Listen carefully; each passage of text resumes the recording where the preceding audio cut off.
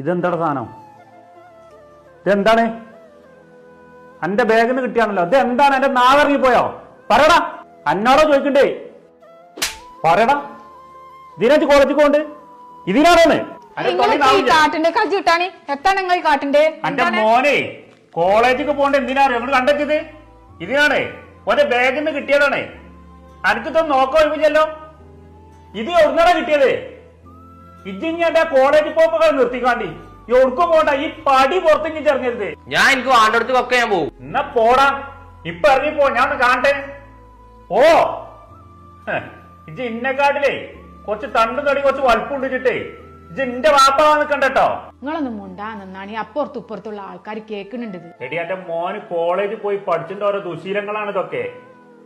ഞാൻ ഈ പെരിയിലില്ല, ഞാൻ ജോലി ഇറങ്ങാണ് പുറത്തു പോവാണ്. ഇജ്ജാണ് അവിടെ വീട്ടിലുള്ളത്.